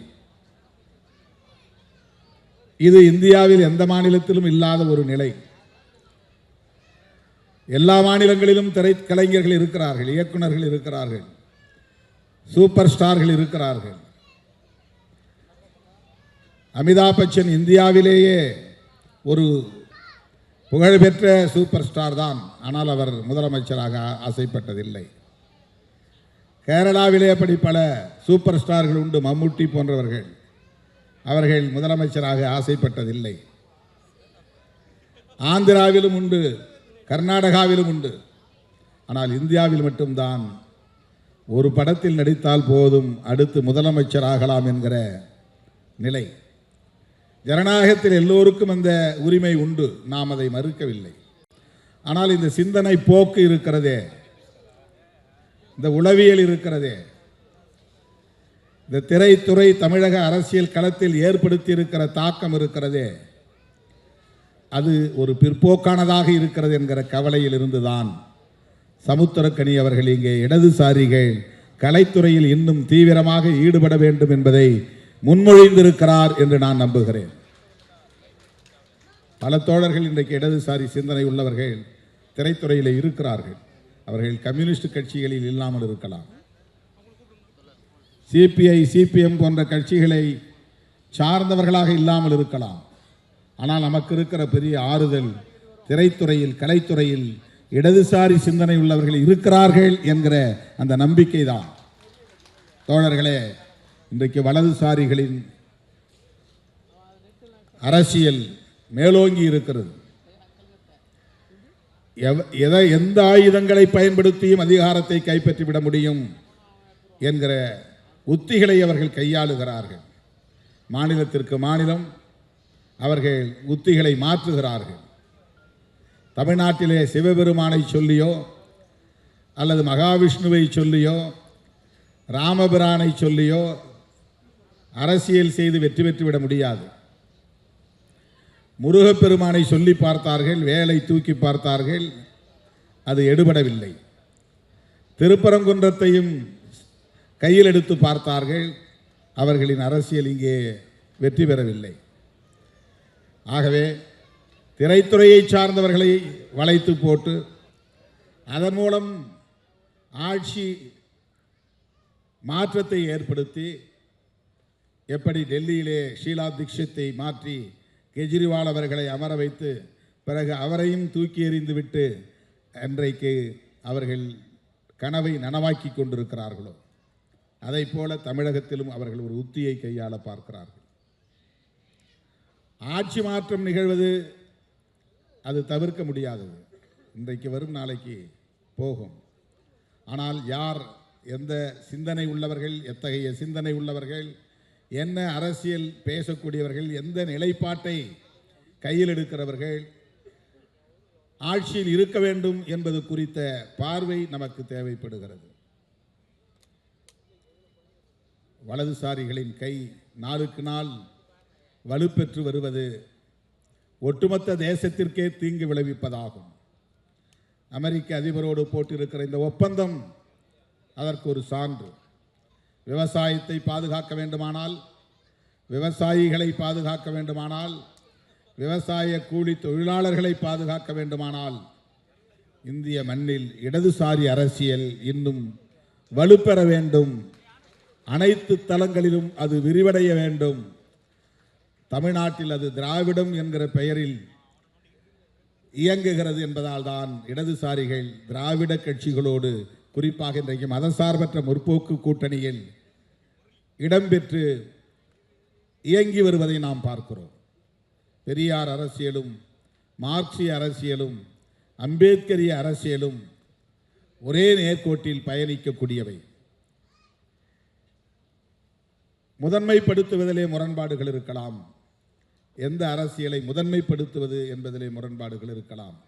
ஆனால் இவை அனைத்தும் இடதுசாரி அரசியல்தான்.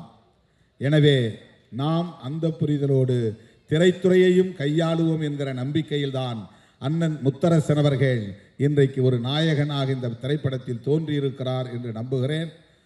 அவர் இந்திய கம்யூனிஸ்ட் கட்சியின் மாநில செயலாளராக பொறுப்பேற்ற காலத்தில் மக்கள் நல கூட்டணி அமைந்த சூழலில் அவரோடு நெருக்கமாக நின்று பணியாற்றக்கூடிய வாய்ப்பை பெற்றவன் அவர்.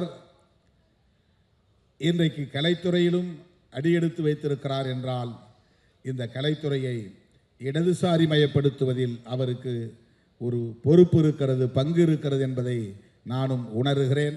அவருக்கு என்னுடைய வாழ்த்துக்கள்.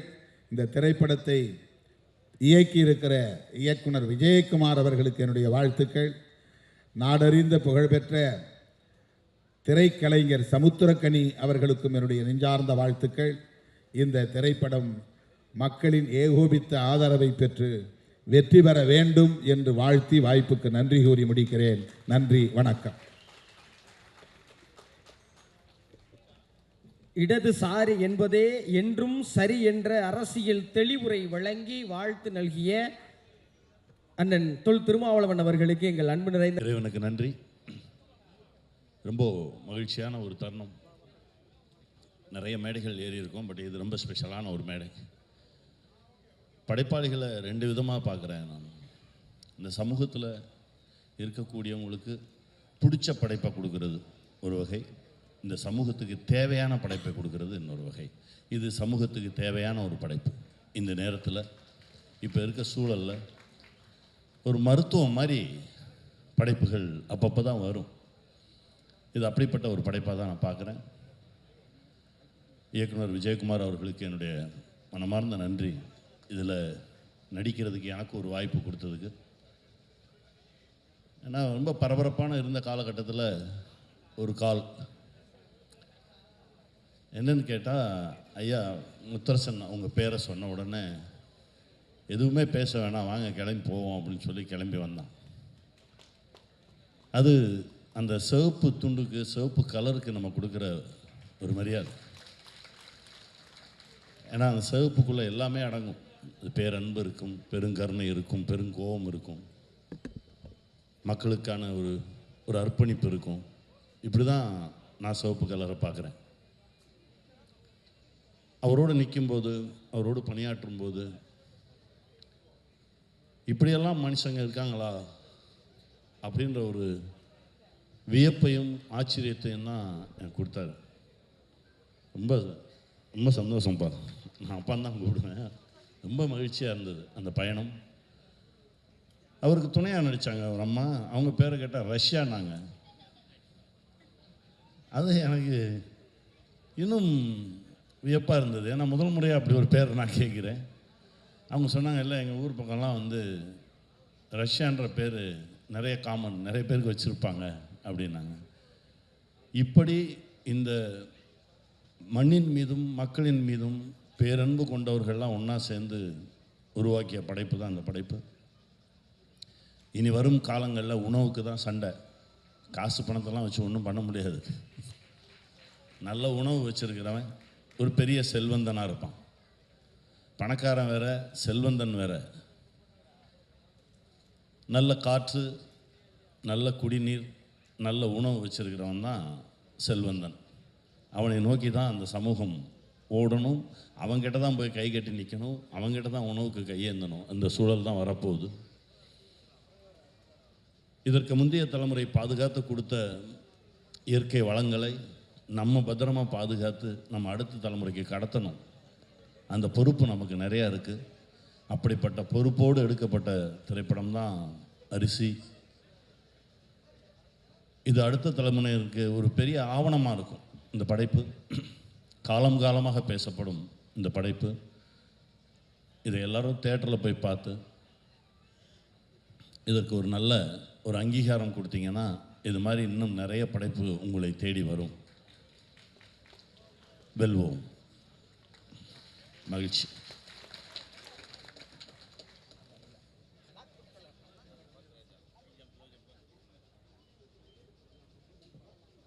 அரிசி திரைப்படத்துடைய இயக்குனர் அண்ணன் திரு எஸ். ஏ. விஜயகுமார் அவர்கள் வருகை தந்திருக்கும் அத்துணை நல்ல உள்ளங்களுக்கு எனது நன்றியினை தெரிவித்துக் கொள்கின்றேன். இந்த படம் கிட்டத்தட்ட ஒரு ஏறத்தாழ ஒரு நீண்ட கால ப்ராஜெக்டு. இது எவ்வளோ கஷ்டப்பட்டு கொஞ்சம் கொஞ்சமாக பண்ணணுங்கிறது எல்லாருக்குமே தெரியும். திடீர்னு நீங்கள் முத்தரசன் சார் ஐயாவை கூப்பிடுவேன். அதேமாரி எங்கள் சமுத்திரகனி சாரையும் அப்பப்போ நெருங்கி போய் கூப்பிடுவேன். அவங்கெல்லாம் இருக்கிற பிஸியில் எனக்கு கூட வருவாங்களா, பண்ணி தருவாங்களான்னு மிகப்பெரிய சந்தேகம். அந்த நேரத்தில் எனக்கு பார்த்திங்கன்னா கூட இருக்கிற ஒவ்வொருத்தரும் எனக்கு அவ்வளோ கஷ்டப்பட்டு, ஒவ்வொரு தொழில்நுட்ப கலைஞர்களாக இருக்கட்டும், எனக்கு உதவி செஞ்ச என் பக்கத்தில் இருந்து என்னோடய டைரக்ஷன் டிபார்ட்மெண்ட்டாக இருக்கட்டும், அதேமாரி கிடைக்கிற நேரத்திலலாம் எனக்கு எப்பப்பெல்லாம் எனக்கு தேவைப்படுதோ அப்பப்பெல்லாம் பணங்காசு இந்த கொடுத்து இந்த படத்தை நல்ல விதமாக எடுக்கிறதுக்கு உதவியாக இருந்த நம்ம தயாரிப்பாளர் சண்முகம் சார், நம்ம தயாரிப்பாளர் பிரபாகரன் சார், நம்ம தயாரிப்பாளர் மகேந்திர பிரசாத் சார் அவர்களுக்கு என்னோட மிகப்பெரிய ஒரு நன்றி. அதே போல் இந்த நேரத்தில் சில நேரங்களில் எனக்கு வந்து பொருளாதார சம்மந்தப்பட்ட நிகழ்வு வரப்பெல்லாம் அப்பப்போ சப்போர்ட்டாக இருந்த ஜெசிராணி மேடம் அவர்களுக்கும் சரி, வையகன் ரதி அவர்களுக்கும் சரி, பொன்னேரி ரதி மேடம் அவர்களுக்கும் சரி, எங்கள் திரைப்படக்குழு சார்பாக எப்போதுமே நாங்கள் நன்றி சொல்ல கடமைப்பட்டு இருக்கிறோம். சில நேரங்களில் பார்த்திங்கன்னா எனக்கு இந்த படம் வந்து இவ்வளோ தூரம் வந்து இன்றைக்கி உங்கள் மத்தியில் இப்படி ஒரு பாடல் வெளியீட்டு விழா நடக்குங்கிறது எதிர்பார்த்தது ஒன்றாக இருந்தாலும் இவ்வளோ பெரிய அளவுக்கு சிறப்பாக நடக்கணும்னு நான் உண்மையிலேயே அது எதிர்பார்க்கல. அது இறைவனுக்கு தான் என்னோடய நன்றியை சொல்லணும். நான் இந்த விஷயத்தில் வந்து சமுத்திரகனி சாருக்கு ஒரு தனிப்பட்ட முறையில் ஒரு நன்றி என்ன சொல்லணும்னு கேட்டிங்கன்னா, அவரை எப்படி பார்க்குறது எப்படி பேசுகிறதுனே தெரியாத சூழ்நிலையில் அவர் வந்து ஒரு பிற மொழிகளில் மிகப்பெரிய அளவில் கலக்கிட்டு இருக்க ஒரு மிகப்பெரிய ஒரு நடிகர், ஒரு உணர்ச்சி பூர்வமான நடிகர் நம்ம சமுத்திரகனி சார் ஐயா அவங்க. அப்போது அவர் எப்படி அணுகிறதுன்னு நினைக்கிறப்ப நம்ம சந்திரன் சார் ஒருத்தனோட நம்பர் கொடுத்து இவரை நீங்கள் கான்டாக்ட் பண்ணுங்கள் அப்படின்னாங்க. அந்த நேரத்தில் சந்திரன் சார் வந்து எனக்கு கரெக்டாக எனக்கு சமுத்திரகனி சார் அறிமுகப்படுத்தி அவர்கிட்ட ஒரு உட்காந்து பேசக்கூடிய ஒரு வாய்ப்பை ஏற்படுத்தி கொடுத்ததற்கு நம்ம சந்திரன் சார் அவர்களுக்கு நன்றி.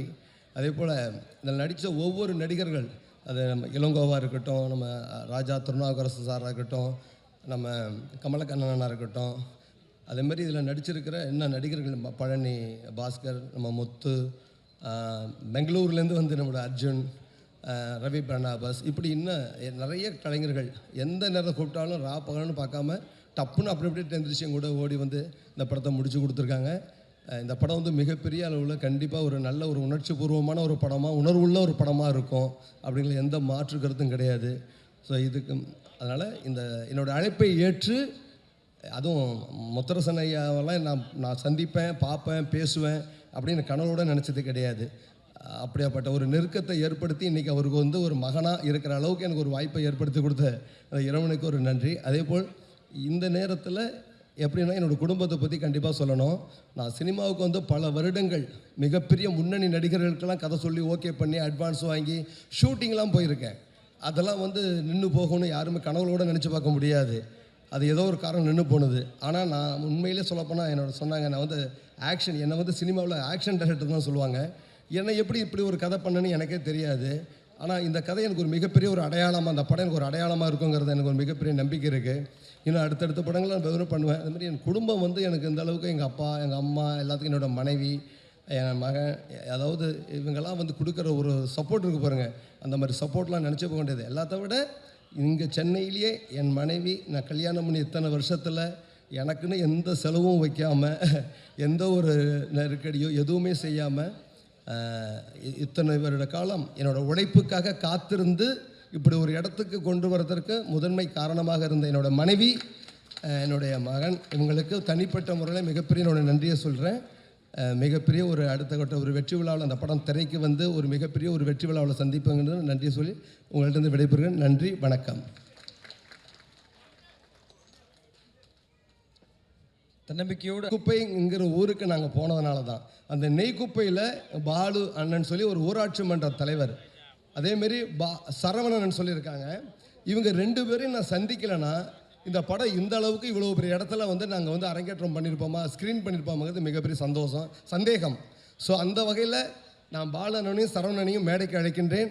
ஆமாம், தயவுசெய்து அண்ணா மன்னிச்சிருங்க, நான் ஏதோ ஒரு பாலு அண்ணா சரவணனா இந்த மேடைக்கு வாங்க ப்ளீஸ். பாலண்ணா அண்ணா வாங்கண்ணா. அண்ணா நெய்க்குப்பை பாலு அண்ணனும் பிரசிடண்ட் பாலு அண்ணனும் சரவணண்ணே வாங்கண்ணா, தயவுசெய்து மேலேக்கு வாங்க.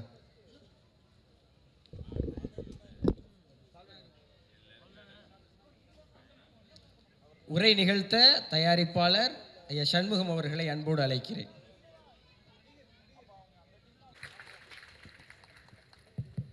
பெரியோர்களே, தாய்மார்களே, நண்பர்களே, தோழர்களே, ஊடக நண்பர்களே, அனைவருக்கும் வணக்கம். உரையாற்ற வரவில்லை, நன்றி கூறுவதற்காக வந்திருக்கிறேன். நன்றி கூறுவதற்கு முன்னால் மேடையில் வந்த கருத்துக்களின் அடிப்படையில் ஒரு செய்தி. அது தோழர் இந்திய கம்யூனிஸ்ட் கட்சியினுடைய மாநில செயலாளர் தோழர் மு வீரபாண்டியன் ஓரளவுக்கு குறிப்பிட்டு சொன்னார். திரைப்படத்துறைக்கும் எனக்கு எந்த சம்மந்தமும் கிடையாது, இதில் எனக்கு ஆர்வமும் கிடையாது. நடிக்க வேண்டும் என்று நான் யாரிடத்தில் விண்ணப்பமும் செய்யவில்லை. திடீரென்று ஒரு நாள் ஒரு தொலைபேசி மணி ஒலித்தது, கைபேசி. நான் திரைப்பட இயக்குனர் விஜயகுமார் பேசுகிறேன், உங்களை நேரில் சந்திக்க வேண்டாம், அப்பாயின்மெண்ட் வேணும்னு கேட்டார். என்னை சந்திக்கிறதுக்கு ஒன்றும் பெரிய அப்பாயின்மெண்ட்லாம் வேண்டியதில்லை, நாளை காலையில் வாங்க பேசலாம். என்ன விஷயம்னா இல்லை நேராக பார்க்கணும், நேராக திரும்ப சொன்னார். சரி நேராக வாங்க, நாளைக்கு வாங்கன்னு சொன்னேன். மறுநாள் வந்தார். அவரும் இந்த படத்தில் எனது மகனாக நடிக்கிற இளங்கோவன் 2 பேர் வந்தாங்க. 2 பேருமே எனக்கு அறிமுகம் கிடையாது. நான் அலுவலகத்தில் பல நேரங்களில் சட்டையை கழட்டி போட்டு பனியனோட உட்காந்துருப்பேன்.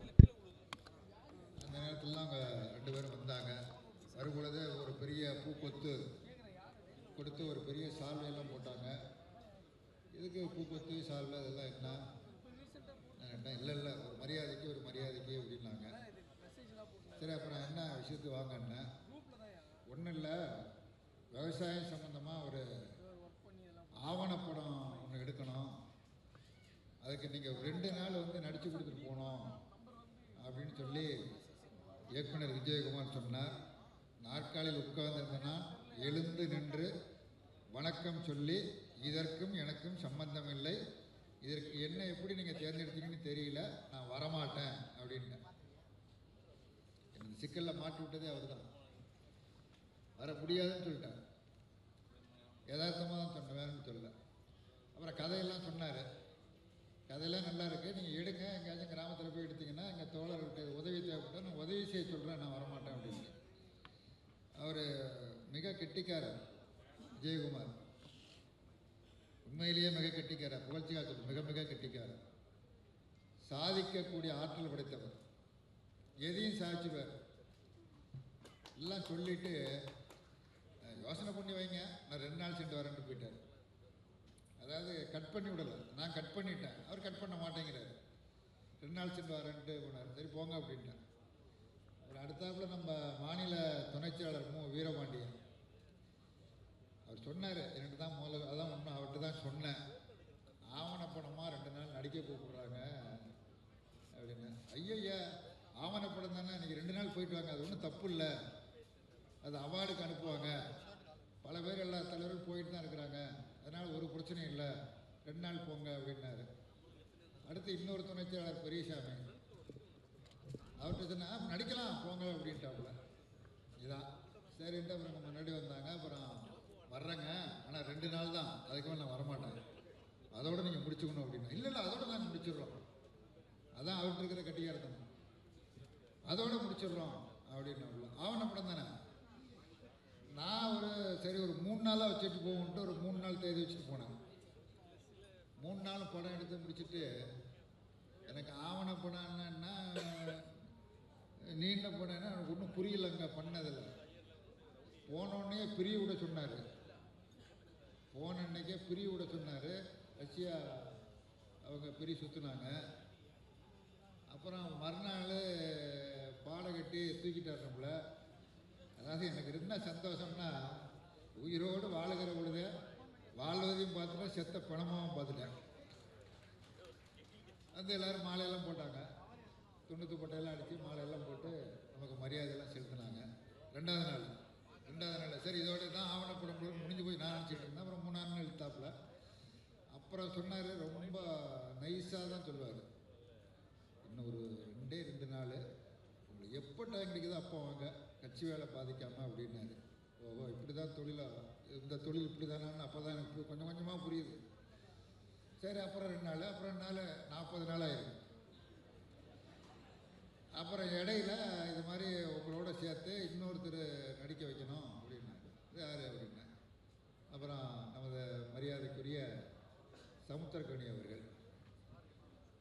என்னோட சமுத்திரக்கனி நடிக்கலை, சமுத்திரக்கனியோடு தான் நான் நடிச்சது. அதான் உண்மை, அதான் யதார்த்தம். அப்புறம் அப்படியே வந்துடுச்சு. இது இப்போ என்ன ஆயிடுச்சுன்னா, அரசியலை விட்டு சினிமாவுக்கு போயிட்டாங்க, அது மாதிரி ஒரு கருத்தை வந்துட்டு மேடையில் பல பேர் சொல்கிற பொழுது கிடையாது, அரசியல் தான், பொதுவாழ்வு தான், இது ஒரு ஆக்சிடென்ட் மாதிரி ஆகணும், அதுக்கு மேலே ஒன்றும் கிடையாது என்று சொல்லிக்கொண்டு நான் பல உள் விஷயங்களுக்கெல்லாம் போகலை.